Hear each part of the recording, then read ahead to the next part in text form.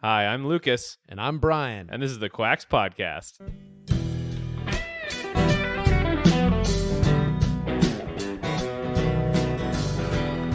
Welcome to the podcast, everyone. I have a great interview for you this week. His name is Travis Burch, and he runs a membership-based website and coaches clients in how to recover their health and live a life full of energy. Now, he was sick for a lot of years, so he researched, he tested a lot of the different supplements, lifestyles, and diets out there. And because of his experiences, he can really help put the pieces together, I guess, for his clients who are struggling with some aspect of their health. Because a lot of times, the question we have as we're dealing with any issue is not exactly what to do, but it's more of all the things we could do that, we know are good, what's the most important of those options? So is it more important to exercise or to have a good diet? Do I have bad sleep because of my job or because of the house I live in? Sometimes, I get frustrated with mainstream advice because it really doesn't get at the root cause of a problem. And I saw this meme the other day that said, if you're waking up at 5 a.m. to do cardio after 5 hours of sleep, you are picking up nickels while burning dollars. I think that just says it all. Now, in this interview, Travis really details out the main pillars of health that will get us the results when we focus on them. And they might surprise you. Enjoy. All right. It's my pleasure to welcome Travis to the show. Travis, how are you, man? Doing great, Lucas. How are you doing? Good. I'm really excited for this interview because, you have an amazing story and you have a lot of experience, boots on the ground experience, which I think is awesome. So I'm really excited. Yeah, I'm pleased to be here with you today. Cool. So why don't we start off with just kind of tell us what it is you do out there. Yeah, my role has been evolving for a while, and I'm trained by Duke Integrative Medicine as a health coach.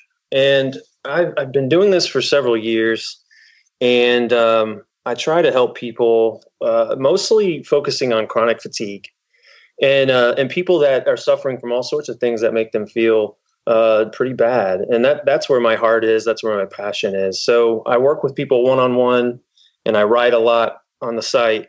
And I try to focus on what we can do. There's a lot of stuff that doctors can do. They can prescribe medicine and even supplements. But I am focused on what each of us can do every single day to feel better and better. So maybe tell us how you got to this approach. Like, what is your story to get here? Yeah, definitely. Well, going back to my teen years, I suffered from fatigue even as an adolescent. I remember telling my high school basketball coach in my junior and senior year that I was tired all the time. And so when I graduated college, I moved to Nashville to play music, to play the mandolin. And within a year, I was feeling pretty bad, and I had to stop playing music. And it turns out, looking back now, I know that it was the old house that I moved into that was making me sick. So, and just to interrupt you real quick, when you say feeling bad, what do you mean? Yeah, I had every symptom of hypothyroidism, chronic fatigue. You could call it mold illness. You could call it multiple chemical sensitivity, MCS, SIRS. You could call it all of those. So I really had terrible brain function. My digestive system did not work. And my muscles were even failing me. So I pretty much became a recluse, and I couldn't even talk to people for longer than 20 minutes without having to bail. Wow. So you're feeling awful. When you say your muscles left you, you were having like muscle wasting? Yeah, actually, I got very, very skinny at one point, and but also just playing music, the repetitive motions would cause my muscles to lock up and be very weak. If I tried to work out, they would get tired and pulled and injured. I was constantly injuring myself. And, as a lifelong athlete, this was very striking and alarming. Yeah. So you said it kind of all started when you moved into a house. What do you mean? Yeah. So I moved into a house in 2008, and this was a very old house. It was about 80 or 90 years old. And it was a very sick building from what I know now. the roof was sinking. You could see it visibly from the driveway. The electrical wiring was ungrounded, and that turned out to be a very important factor. And it was also an extremely damp building, so it was very moldy. And all of these seem to be very important. Interesting. So how long did you? So basically, you went into sickness. What did you start doing? Like, what were your first steps? My first steps. I tried everything, and my first steps was to go vegan. It was very popular back then, as it is now. And I had 3 months of bliss. I mean, I was in vegan heaven for about 3, maybe 4 months. I was playing basketball. I was losing weight. I was jumping higher because I was so skinny. And then, it started catching up to me that my energy was failing. So then after I actually tried vegan for about 2+ years before I gave it up. That's Wow. how I'll try something until I know it is not the answer. And then I bounced around to just about every diet after that for the next almost 8 years. Wow. So how long did you actually have this chronic fatigue state? Yeah, it's tough to put an exact number on it, but something like 8 years. Jeez, that is a long time to be debilitated. Yeah, it really is. It really is. So what kind of things did you go through? I mean, obviously you tried probably just about everything, but can you give us kind of a little summary of all the different things you tried? Yeah, definitely. So at one point I was getting deep into yoga. It seemed to really help me feel better when nothing else would. And from there I got into meditation, which really seemed to offer something to me. And then, I wasn't eating and I wasn't digesting. And eventually I lost that ability to just like meditate my way through feeling bad. I would try and my brain just wouldn't show up, and I got into, low carb. I tried repeat Chinese medicine. From there, I got into gut health. And then from the repeat, I got into, light. From there, I got into circadian rhythms and EMF, and finally mold avoidance. Gotcha. And so other than the veganism, was there anything you tried that had promising results at first, but ended up being a dead end? Yeah, definitely veganism did that, but also low carbing gave me a false positive. Okay. Yeah, so low carbing worked really well for about 2 months, and then I just petered out. I think it absolutely made my hypothyroid symptoms much worse. It's always interesting to hear about things that have promising results at first, because I think that's a huge trap that people today get into. They do something that, like low carb, that feels really good, and then it just, ends up digging them deeper. I think you're exactly right about that. And on one hand, we don't need to be terribly afraid, but we do need to be aware that a lot of approaches can lead us down a path that, we might find ourselves in worse shape afterward. Yeah. So you have several pillars on which your approach is based from this experience. I think circadian rhythm, environment. What are those pillars, and can you tell us why they're important? Definitely. In my mind, I think in terms of light and how light affects your health. I think in terms of gut, sleep, the food we eat, nutrients, your location, and also your movement each day. At some point, I would like to add in the mind as well, but I haven't broached that topic a whole lot with clients and on the site yet. So let's do with the light first. Why is that important? What, circadian rhythms kind of tied up in that. Why is that a big deal? Yeah, definitely circadian rhythms are still controlled by light. And that might be the main factor why light is so important for your health. Light affects every aspect of our health. It affects our digestion. It affects our thyroid. It affects our mind and our mood. It affects our inflammation, our enzyme activity, our hormone balance. Light is viewed as so innocuous, I think, in our society, and yet it is impactful to the core of what we are as humans. So you've also used, I know, certain types of infrared lights and stuff. Maybe you could go over the usefulness of those. Yeah, absolutely. Infrared helps in just about every single health situation, with almost no exceptions.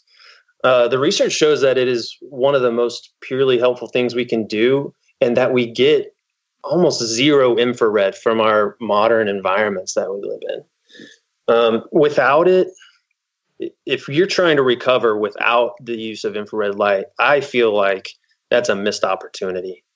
And so the best ways to get infrared, well, first of all, the sun is well over 50% infrared year round. So um, sunlight's free. It is powerful, especially in the morning and evening when you're not going to have terribly high UV. It is a premier source of infrared.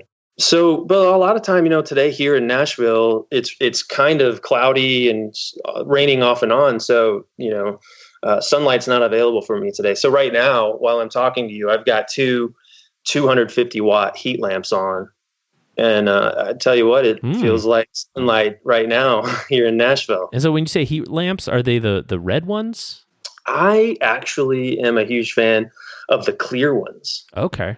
The red ones, draw a lot of attention because red light is so good for you. But in my opinion, the clear ones offer just as much infrared, just about the same amount of red light. In addition, they're going to offer orange, green, yellow, blue light on top of that. And I have done it for many years this way and noticed a big difference, a big boost compared to the red. And I've seen it with tons of clients and other people even I've talked to who have noticed the same thing, that the red ones really don't hold a candle to the clear ones. Really? That is, and so basically you just shine these on you all day, or how exactly do you use them? Yeah, if I could shine them on me all day, I would. If I were a rich sultan, I would have someone carrying it around, and I'd pay him really well to do that. But really, I work at the computer a lot, so for me, if I can have it on for several hours a day, I'm pretty happy. Probably maximum of like 4 or 5 hours, and I'll have them about 2 feet away from me at all times, maybe 2.5 feet. And are you trying to get it in your eyes, or is it supposed to hit your body? Yeah, actually, just shining on my body. Yeah. Sometimes I'll wear a tank top or take my shirt off just to expose more skin to this amazing light. But there's some benefit. It's not a good idea to shine a heat lamp in your eyes. Yeah. Yeah, you definitely don't want to do that. But so I have it kind of to the side and behind me. So there's definitely peripheral light that's bouncing around the room, and it does brighten up the room. And that is going to signal to my brain that it's daytime so that I'll sleep better at night. That's really cool. So this was probably, I don't know, maybe 4 or 5 years ago. I went to Home Depot and I bought, I can't remember what kind, maybe incandescent. I don't know. It was one of these super bright incandescent lights that they use on construction sites, right? To brighten things up at night. And you can't put that near you because it will literally burn you. But what you can do is you can shine it through water, and that will get rid of the heat. And so I set up this system where this light was above me, and then I would put like a tray in a glass tray of water beneath it and sit beneath it. And I do that for about 20 minutes. And I remember almost feeling dizzy after that much light. It was kind of insane, but that's amazing. Yeah, it was a fun experiment. So if people don't, want to shine lights on them, how can people kind of get their circadian rhythm, their light exposure right? Yeah, well, if you don't want to shine lights on you inside with artificial bulbs, your number one best bet is absolutely sunlight. And sunlight is good for you all day, but there's a certain time of day that sunlight is absolutely best for you. And that time is in the morning. Within a few hours of sunrise, sunlight is most effective at restarting your circadian rhythm, cementing it into place. It causes all kinds of hormones to release serotonin in the morning, so that serotonin can turn into melatonin in the evening. Without one, you don't get the other. And so morning sunlight is one of the most powerful health practices you can do, and I fully recommend it. Okay, so let's move on to environment. And I often tell people who ask me that environment is destiny. It's like whatever environment you're in, on a long enough basis, if it's a stressful environment or whatever, like you're not going to be able to resist it forever. And so you want to put yourself in an environment that is, that supports your health. So environment, I think, is one of your pillars. What are the kind of damaging environments that people live in today? Yeah, I think you're exactly right when you say that environment is destiny. And I don't want to be fatalist there, but there's so much truth to how deeply the environment affects us. So the most damaging environments that people live in, I like to look at your indoor environment particularly. Okay. And I break it down into three pieces: light quality, air quality, and then the EMF load of the environment, of the indoor environment. And so you need to evaluate all those separately, really. You can have really bad light quality, but great air quality. Yeah. Unfortunately, it seems like all three, light, air, and EMF, when it's bad, they all go together. And so you see this a whole lot in, for instance, an office environment. You're going to have a whole lot of wireless EMF. You might even have breaker boxes inside the walls that people are sitting right next to. And then you're also I saw a stat just the other day that something like 80% of office and commercial buildings in America have water damage, either in the past or ongoing. And I think that it was like 47% ongoing. So water damage is extremely common. And when it's not cared for, when it's not addressed right away, it's guaranteed you're going to have mold issues in the walls. Underpaid janitors aren't going to know about it, and things just get left unaddressed. And then our modern air conditioning systems are really not designed to age well. Okay. I think it was invented, and everybody thought, great, forced air, this is awesome. And they didn't really think about how dust and fungus and all this would accumulate in the system while 24/7 water is present on the evaporator coils, feeding the fungus. So air conditioning systems can be extremely damaging to air quality. And we all live inside, so we're exposed to them so much of the time. I don't know about you in Arizona, but here in Tennessee, we really depend on our air conditioning. Oh yeah. During the summer, we care about air conditioning. I mean, that's how you live out here. It's like 115 out. So, I mean, there's no way you can survive without AC. Yeah, you would die, wouldn't you? Yeah, you would. Although we don't have to deal with mold. I mean, that's a very nice thing about living here. Yeah, I think that would be a major benefit. I've heard some people in the mold community say that there are some extremely hardy molds that live in the low humidity of the desert climate. Oh, really? But overall, I think that you've got a much better situation than the hot, humid South where I am. So what does mold do to you? Oh man, mold is a really dastardly opponent for our health, and it's so ubiquitous. It's as ubiquitous as EMF is now. Mold, if you imagine it, it needs just moisture to grow. On anything, just about, even on dust, it can grow. And so our houses are full of moisture. We've got pipes everywhere running in the walls, each prone to a leak. We've got, roofs that must be maintained, and foundation level where water can enter, and humidity in the air even feeds mold. And when mold grows and proliferates, it releases two things. Number one, it releases spores into the air, which then spread everywhere, right? I mean, literally thousands and thousands and thousands a day can be released. And then number two, mold releases volatile organic compounds, VOCs, which are also known as mycotoxins. And science doesn't even know why mold releases mycotoxins, although you can imagine that it's probably just to fend off animals that might disturb it, or maybe bugs or something, some sort of defense mechanism. But between the spores released and the VOCs that are released by mold, they have dastardly terrible effects on human health. And one of the first things that will happen is hypothyroidism. And I can't tell you how many people that I talk to with hypothyroidism that later find out that they had mold and we're exposed to it for quite some time. And it's, like I said, it's everywhere. So, I mean, can people do anything about that? Is that kind of like an ongoing battle?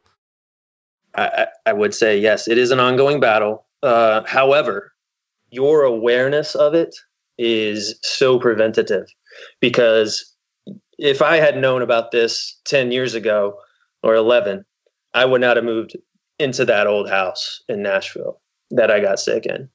And if I had any idea of how to look for it, I would have said, nope, this is not a house I'm moving into. And so we need to understand a little bit about how to maintain a building. Every adult needs to know, just like we need to know how to balance our checkbook. We don't do that anymore. Yeah, nobody writes checks anymore. Right. But even as we know how to keep our finances in check, we need to know how to keep our buildings in check. And that goes for if you're living in an apartment. You need to know to stop a water leak right away. And you need to watch for it. It doesn't matter. Yeah. If you have mold, is there anything you can do, or is it just kind of like you have to move? It depends on how bad it is. The less of a problem, the smaller the growth, the more likely it is that you'll be able to manage it, maintain, and be able to stay. If it gets really bad, even the most conservative doctors would say you need to leave. Even though it's not in the public sphere of conversation, it is actually quite well studied. And especially in the last 5 years, there's been a ton of research coming out about mold. And there's a big push in the mold community to raise awareness for it. That's really interesting. So EMF, you mentioned that. What should people know about that? Well, just like we need to be aware of mold, we also just need to be aware of EMF. And the problem with both mold and EMF are that as we increase awareness of them, we also may increase our fear of them. And fear is not a very healing state, So definitely not. We need to become aware of EMF and know that it's rising. The wireless proliferation, the cellular networks. We're getting more cell towers coming in all the time. Our Wi-Fi routers are getting more powerful every year, and our phones are radiating, constantly. So we need to first become aware of the sources of EMF, and the main ones, to worry about are certainly cell towers. A cell tower just came in about exactly a half mile away from my apartment about 2 weeks ago. Wow. And so I can feel it a little bit, actually. I can feel, I don't know, can you feel EMF? Yeah, so my story with EMF is I actually did a 3-part series for the podcast. I think it's like 6, 7, and 8 about EMF, because I was living in an apartment, and unbeknownst to me, they installed 11 smart meters like right behind my kitchen. And, oh man! And so literally, I went insane for 3 months. Like I couldn't sleep. I mean, I literally thought I was going to die. I mean, it was one of the most. Just thinking about it, you kind of still get that feeling in your stomach of dread. I mean, it was brutal, and so that was one of the best things for my health, was getting away from EMF. And I always tell people when they're looking for a home, like, if you can see an EMF tower from your house, like, it's going to affect you, and it's so insidious, it's like, it doesn't, if you just like stand under a tower for an hour or two, like, it's not a huge deal. I mean, you're going to be fine, but it's the constant day and night exposure that really just, it's going to make everything so much harder. It's going to make, the stress from your job that little bit harder. It's going to make your sleep at night, instead of getting that, 7.5 hours, you're going to get, 7 hours. And it's just going to creep up on you over a couple years, to the point where you're going to get to a point where you're like, wow, how did I, my energy, my ability to do things, my ability to be effective is so impacted. So it's just very insidious. It is insidious. Yeah. That sounds like a terrible situation. I see my apartment complex has, I think, 5 buildings. Each building has 2 separate banks of about 15 smart meters on each side of it. And, I can feel it walking past about 20 feet away. And I always see, my neighbors that live right next to those. And I just wonder how they're feeling and how they're sleeping, Yeah. I haven't seen them enough to talk to them, but it's something I wonder about. It's really interesting because some people seem to just not be as effective. And I think there is some factor where if you're pretty healthy, it really doesn't do much to you. But if you have, some stress in your, because nobody's static. So, I mean, if you have some stress in your life or whatever, it's just, then it starts, it's, and I was unlucky enough to have those smart meters installed, or you could say lucky, really, at a time where I was like really stressed and I just burnt out over the last couple of years. So, I mean, it hit me incredibly hard. I agree. And it seems to me, I think one of the main mechanisms that makes it so insidious, as you're talking about, is that it seems to affect blood sugar. Yes. I don't know if you've seen the studies that show elevated A1C levels as a result of even in children, as a result of cell towers exposure from, I think, something like 400 meters away. I don't remember. Which is kind of far. But so going back to the blood sugar, if this radiation, it's pulsed, it's on off, it's sending data 0, 1, 1, 0 on off, and it's pulsing like a strobe light. And somehow it seems to affect our cells. But if you've got blood sugar issues already, and who has blood sugar issues in our society? It's like you were talking about with diabetes, hypothyroidism. Yeah. Almost everyone with hypothyroidism struggles with blood sugar. And if EMF only makes that worse, causing blood sugar to crash, then that's when you see people following a repeat approach, eating lots of sugar, and man, they can't get on top of that sugar roller coaster. Yeah, I have a Dexcom, it's called, and it basically looks at your blood sugar every 5 minutes and charts it on a little graph. And so when I am in a high EMF area, my blood sugars are definitely higher. I mean, you can just tell. They actually go down at first, and then it's like your cortisol kicks in and they flatten out. Yeah. Yeah. Man, isn't that crazy? Yeah, and it's you're measuring it. Yeah. Oh yeah. For sure. Remarkable. So let's talk about gut health, because that is like a super tricky subject. But I think you have a pretty comprehensive approach. So tell us just a little bit about that. Yeah, gut health is America, at least, is struggling so much with gut health, and around the world, it's getting worse. It seems like everyone I talk to has poor gut health, and I feel like of all the factors that impact our gut, we need to develop a lifestyle that supports the gut first and foremost. And that includes getting proper light, getting really bright light in the daytime and darkness at night. And then getting your circadian rhythm in check. If you're going to sleep past 11 p.m., you could be benefiting your gut more by going to sleep earlier and waking up earlier. It actually is remarkably important for the gut. Yeah. So especially if we're talking about people in a weak state and suffering from chronic illness, I would put it up at the very top of the list that there may be nothing more important than going to bed early. And this is obviously hard because insomnia is a real thing for people with chronic illness. And so what I tell people is that it is so important simply to be mimicking a proper circadian rhythm. Be in bed with the lights off in the dark at the right time. Even if you don't fall asleep right away, that's okay. That's what it takes. We have to train our bodies to develop a healthy circadian rhythm. And then get up, like we mentioned earlier, and see morning sunlight and retrain that circadian rhythm. Yeah. Yeah. So I know you have gut protocols, and those are mostly for your clients, of course, but can you give us any specifics that, might be useful to people listening?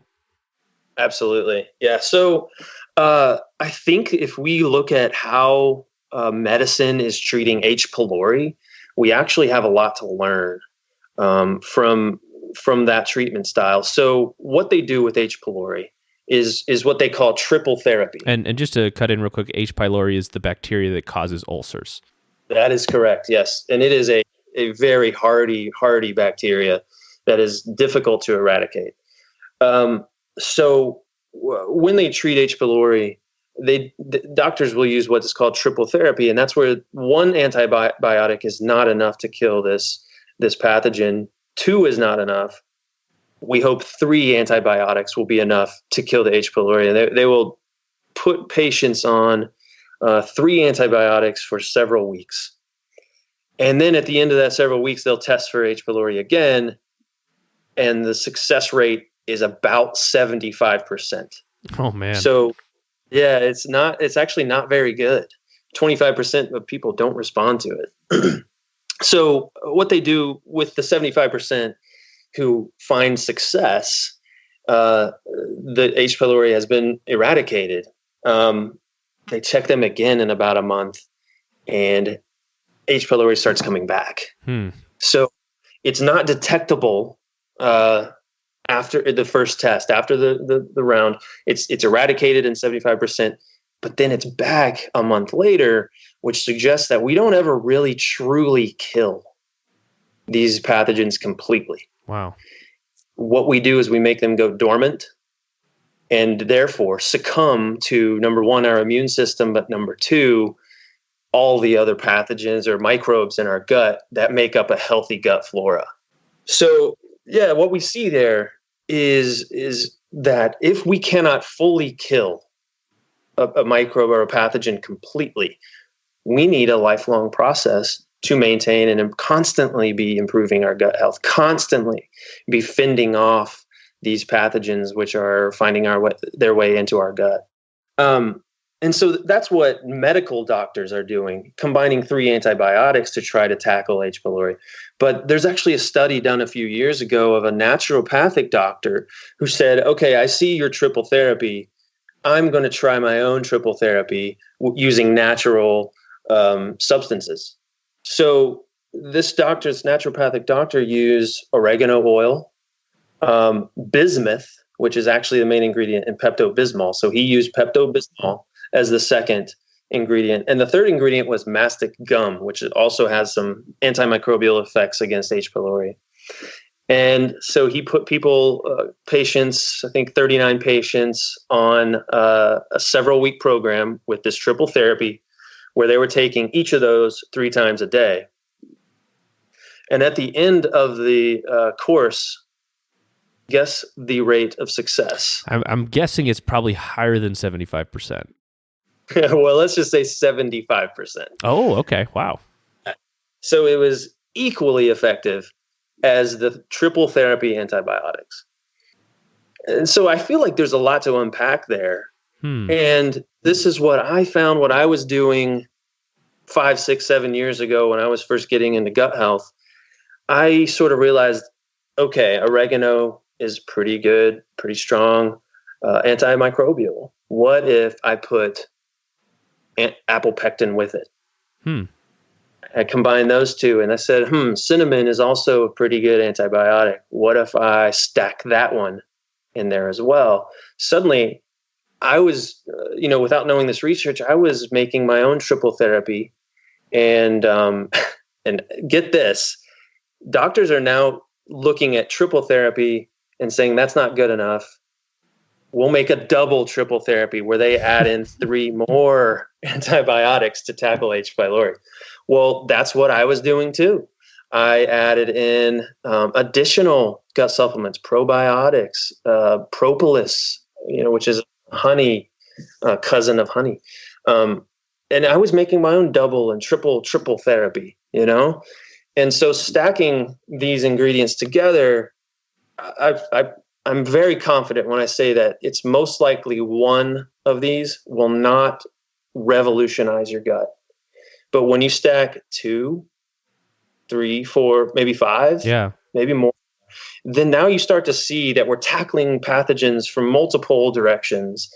And we can see what I had was remarkable results. And so were you dealing with H. pylori, or was this just for general gut health? Yeah, actually, I was not, although I've worked with quite a few people who've had it. And it's, I think it's just a really illustrative example. Okay. So you kind of mentioned antibiotics. When do you bring those in? Because I know you use some antibiotics sometimes with your clients, and I know there's probably not many health practitioners who would. So when would you bring those in? Yeah, no, I think the fear around antibiotics is mostly justified. I think that they should be 100% used as a last resort. Uh, they will wipe out your gut flora, no question about it. Yeah. So so when they might be necessary is, and I've seen this quite a bit, when folks cannot tolerate anything, that's when they need to be thinking about getting a prescription from a doctor and using antibiotics. And when you say tolerate, do you mean like food allergies or supplements? Yeah, mostly supplements. So, one of my favorite supplements might be colostrum or apple pectin or cinnamon or oregano. Peppermint is a pretty gentle one.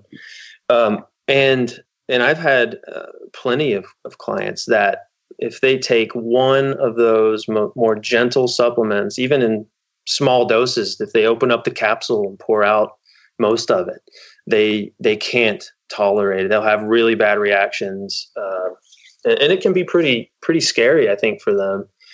So in that case, I've said I don't know of another way to help your gut other than going the antibiotic route. And in that case too, it is so important that people really, really focus on, again, their circadian rhythm, get their light cycles really well. Make sure you're not living in a moldy house or an EMF rich environment. Sick building syndrome is very real. And so I want to caveat that and say that, before you run off to try antibiotics, make sure you're not living in a sick building. Mm. And so are there specific antibiotics you would use and some you would stay away from? Yeah, safer antibiotics. Yeah. I've seen lists thrown around, but I don't really. I mean, penicillin VK is supposed to be safer. Clarithromycin, erythromycin, tetracycline, doxycycline. Some of these are supposed to be safer. And then the other thing I would mention is a lot of people will try antibiotics and see very little results. And then it's important, you might want to check with an antifungal. And I've seen quite a few people respond with an antifungal where antibiotics did not do much. So something like diflucan, fluconazole can be a big deal for people. A lot of people are dealing with fungus. And again, we were talking about sick buildings and mold. Mold is a fungus. So there might be a connection there as well. Yeah. So what about people who, maybe they're not chronically ill, but they just kind of have gut issues? Like what's the best thing that they could do in general, in your opinion, for their gut? Yeah. So I like to break down my gut supplements into 3 sections, and one is probiotics. The second one would be prebiotics, which are fibers that selectively feed the good bacteria. And then the third is antimicrobial herbs. Enzymes would also fit in the antimicrobial section. And so what I would recommend is take one of each. Take one probiotic, one prebiotic, and one antimicrobial every day. And you can separate them out. I wouldn't necessarily take the antimicrobial with the probiotic because it might antimicrobe the probiotics. It might kill them. But yeah, take one of the 3 every day. Okay. Is there anything that that's mainstream advice that you think is probably like the worst thing you can do for your gut health? In terms of mainstream advice, I do think that there's some risk cutting out your carbs.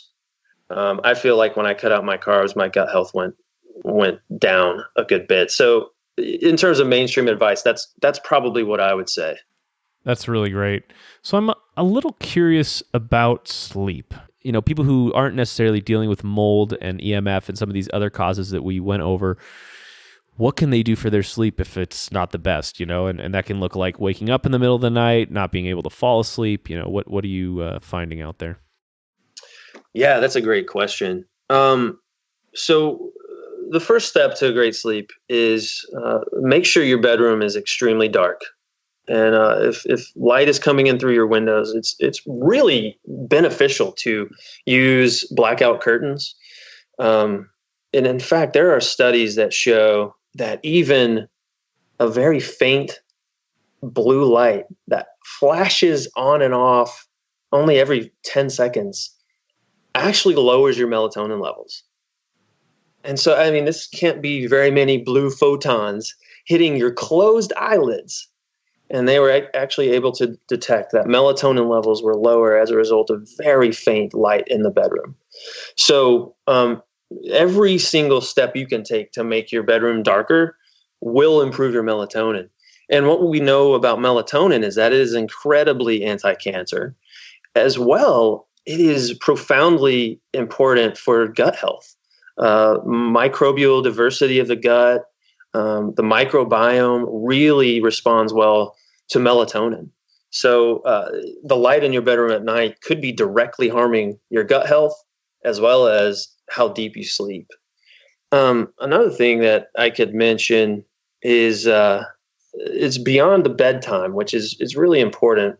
If you're feeling really, really bad, I fully recommend going to bed at 9:30 p.m.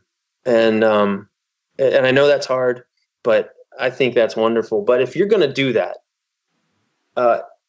you really probably should eat your meals early as well. And in fact, eating meals on time, on a schedule, like your grandma used to, breakfast, lunch, and dinner, is one of the most important things you can do to facilitate good sleep. In fact, there's a whole lot of research showing intermittent fasting and fasting windows, or feeding windows, showing how good they are for sleep and the circadian rhythm. But you don't have to go all the way to an 8-hour feeding window. You can just eat those 3 meals a day like your grandma used to. And think about the opposite if you don't do that. So if you don't eat breakfast, right away, I say 8 a.m., 7:30 a.m., let's say you push it back to 10:30 or maybe even 11 a.m. Well, now when lunchtime rolls around at noon, you're just finishing breakfast. Now your lunch gets pushed back to 3 p.m., 4 p.m., maybe 5. And then dinner gets pushed back as well to 10, 11, maybe midnight. So eating your 3 meals later can make it almost impossible to go to sleep at 9:30, because if you ate a late breakfast and then a late lunch in the early afternoon, and then you try to eat dinner at 6:30, well, it's not going to work. You've got to eat when you should be going to bed. So I found this to be incredibly helpful for myself, but also with clients that I've worked with. And it's a super simple thing. You just set an alarm on your phone and set it for 7:30, noon, and 6:30 p.m. I think I saw a study not too long ago that said that an alarmingly high number of Americans don't even eat meals anymore. Huh. We're just grazing throughout the day. And there are a lot of reasons for that. We live in a high, fast-paced society, and a lot of people are struggling with gut health and don't feel like they can eat meals. And if you can't eat a full meal, then you have other things to worry about. You've got to fix your gut health so that you can eat a meal. But ultimately, having that goal in mind of 3 meals a day, breakfast, lunch, dinner, not late, eating them on time, is actually a really powerful step forward. And what you'll see, beyond just the circadian rhythm benefits, are a main one is improved blood sugar levels. So let's change gears a little bit here. So I know in the past you've been a little critical of Ray Peat's approach to health. Can you kind of tell us a bit about why that is?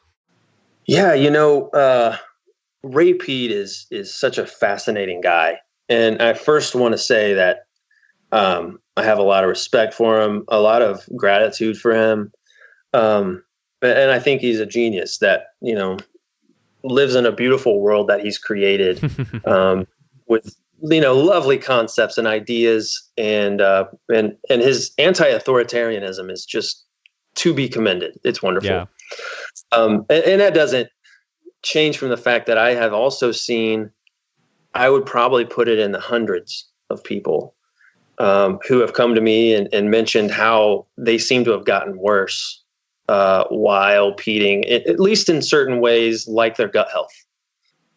And a few have gotten, they've told me, much, much worse. So I think that there's a bit of a risk to the peat approach.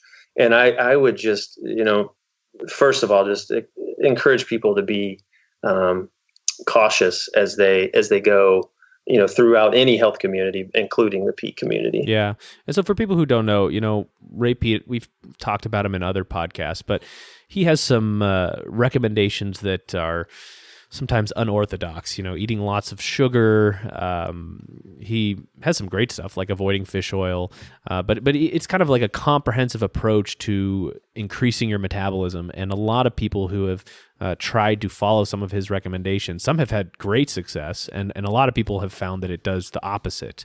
And sometimes he's not as clear on, exactly what you should do, but more like how you should think. I don't know. Is that kind of a good summary? I'd say so. Yeah. I think you nailed it. He's just extremely, almost only focused on the metabolism, specifically the function of the thyroid. Yeah. What value do you think he has? Like, what do you think people should take from him that is valuable, other than the anti-authoritarian stuff, but like more the diet side or supplement side? Yeah. Well, I think we need his perspective. There's probably, never been someone, with perhaps the exception of his hero, Broda Barnes, who has so thoroughly explored thyroid health. He has, spent his life exploring what makes the thyroid work better, what makes it boost its production. It's a singular focus, and we need that. I wish that we had a Ray Peat of the brain. I wish we had a Ray Peat of the gut and of the heart and of, every organ in the body, of the skin. If we did, we'd be better off. Yeah. What do you find in any of your clients, any of his specific recommendations that you find over and over again are like, wow, that really didn't work? The one thing I would say is his concepts around hormonal supplementation. Like you mentioned, it will work for some people. And the ones it works for, it just seems to work. The ones it doesn't work for, it can be nightmarish. And I've seen that quite a bit, where people are taking, progesterone in particular seems to cause some real problems with people. Other people will have problems with thyroid hormones as well. Thyroid never helped me. I tried it for a while and I couldn't get it to work. And it turns out I was living in a very sick building. So I'm sure that's why. Okay. But yeah, I think the hormone supplementation is probably is tenuous for a lot of people. That's interesting, because that was actually my next question, because he does advocate using a lot of different hormones. I'm guessing you don't really use that approach? Yeah, I really don't. This actually overlaps with what I'm seeing in the mold community for, I guess, the last 20 years.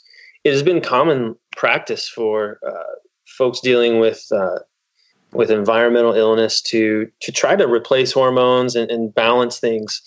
And what the doctors are saying, Dr. Neil Nathan is one in particular right now in the mold community.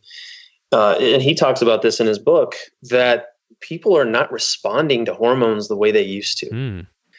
And it makes me, wonder if maybe at one time, Pete's ideas about hormones perhaps was a bit more suitable for people. But right now, something's changing in the environment.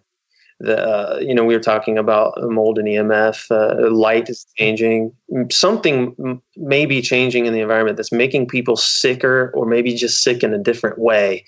And perhaps hormones aren't working for that reason. Yeah, that's actually really interesting. Because I've definitely seen people who take hormones and it just does nothing for them. It does nothing for their issue. So it's almost like you're, shooting at a target and it's the totally wrong target.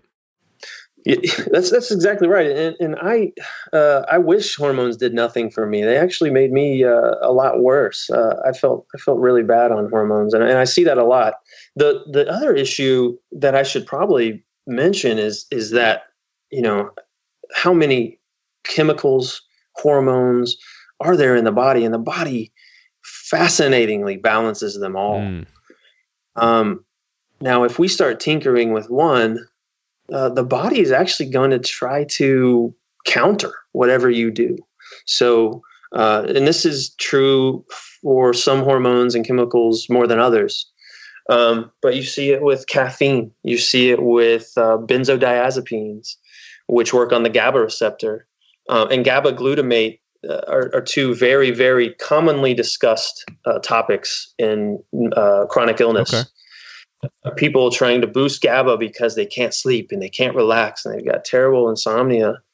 And what we found is that pretty much if we try to boost GABA exogenously out through taking something, the body is going to boost its production of glutamate receptors on all of its new cells so that you are even more sensitive to GABA's opposite, which is glutamate. So I think we see some of this with just about every hormone supplementation, that the body's going to try to work against whatever you do. And real quick before, for people who don't maybe know what GABA and glutamate and that relationship is, could you just like tell us what GABA does and how it's related to glutamate? Yeah, absolutely. So they are both amino acids. And amino acids are the building blocks of protein, right? Well, glutamate and GABA actually work very closely with the nervous system. And so they're swimming around in our bloodstream at all times, and they're activating and calming the nervous system each. So glutamate activates the nervous system. Every time we move, if you move your finger right now, that's glutamate working to help the nervous system act. Well, anytime you relax, the opposite is happening, and that's GABA. So, in fact, when you relax, you are using up GABA, just like a gasoline fuel. It's like the opposite of fuel, that you're using up your resting fuel. Well, when you move and exercise and walk around, you're using up glutamate. So what happens in chronic illness is that our glutamate tends to run high, and our GABA is low. So GABA cannot calm you because its levels are too low in the bloodstream, while glutamate is high and it is activating your nervous system, and you can't calm down and you can't sleep. So what's going on here is several things. Number one, it is concomitant with poor gut health. When our gut health suffers, glutamate runs high and we are excitable and we can't calm down. By the same token, in poor gut health, because we're not absorbing protein very well, GABA is low. GABA has to be built by the body for the most part. So, and it's an expensive molecule to make. It requires a lot of resources. So the body, when we're weak and we're not absorbing nutrients very well from the gut, GABA isn't made. So we're perpetually deficient in it, which means we can't calm down. Glutamate, on the other hand, is actually freely released whenever our gut microbes digest any protein. So it is constantly, our body is constantly being flooded with glutamate, and we're perpetually starved for GABA, which means we're perpetually unable to relax and we're hyper excitable. That's really interesting. I know that's something that Ray Peat kind of taught me, which was that being in a relaxed state actually takes energy. It's in fact, a very relaxed person is a very high energy person. And I've seen this in people, who have metabolic disease, who might be very overweight. They might kind of move slow, but they're actually really agitated. They're kind of moving quick and they're fidgety. And it's really interesting. Yeah, the inability to just calm down is perhaps, when it gets bad enough, it can be one of the worst things about chronic illness. So you have a coaching practice. What kind of clients do you see? Who do you work with? I work with all types of people. I've traditionally worked with a whole lot of Ray Peat people. That is the community I've been in the longest. And so I do work with a whole lot of people focusing on their thyroid health, and then a whole lot of folks working on their gut health. as well. And then some people who are interested in mold and EMF too. Okay. So who are you finding that you can help the best? I don't know if I can pick any one type of person. It seems to be, it seems to be that if we're a good fit and we have a good partnership, I've been able to have lovely results with people from all walks, and even people that present issues that are outside of my knowledge. I feel like I can offer just a partner to walk through it with them. I may not have a specific knowledge about a more obscure or rare situation, but I do know a lot about how the body works. I've seen a lot of things not work for people, and so I can help be a sounding board as people try various things in their walk and in their journey. I've got plenty of patients, or I say patients, but they're actually clients. I've got plenty of clients that take paths that I wouldn't do in my situation. Yet their situation, it makes total sense. And I think that that's the power of a health coach, in that we don't just say, here's what you do, and nor should we. Our job is to be a guide, a sounding board, and a partner as the client walks their own journey. Are you finding any type of person particularly hard to help? I'm guessing you mean like with certain difficulties? Yeah, certain conditions. Yeah, not like personality, but certain conditions. Yeah, the cranky ones I really struggle with. I think that there are quite a few people out there who are really struggling. And I mentioned this earlier, the folks who are unable to change due to finances. A lot of people can't go get a better job, and their job is working in an office, getting blasted with Wi-Fi radiation next to a cell tower in a very sick building, blue light screen, blue light fluorescence above. And then, some other people that I've worked with that, don't really want to get out of their house. They want to stay in their dark, damp house. And we all have reasons for what we want to do and what we can do. And sometimes it's a challenge for some people to tolerate, supplements as well, pills. There are people who cannot tolerate a simple apple pectin pill, and those are really difficult situations because they've got a difficult journey. Some people are extremely sick and really struggling, and my heart goes out to them, and I wish so badly that we could solve all their problems. Yeah. Can you give us any maybe specific stories of recovery or maybe difficult cases that you've obviously without names, but that you've dealt with? Yeah, I've got a lovely client who lives in San Francisco, who is currently traveling right now around the world, but he presented with hypothyroid symptoms, had labs to support it, was on thyroid medication. And we went the lifestyle route. We went the gut health route and circadian rhythm. And I'm happy to say this client is completely off thyroid meds. 6 months after being off thyroid meds, all thyroid labs were normal. Feels great, constantly improving. And I've been working with this guy for about 18 months now.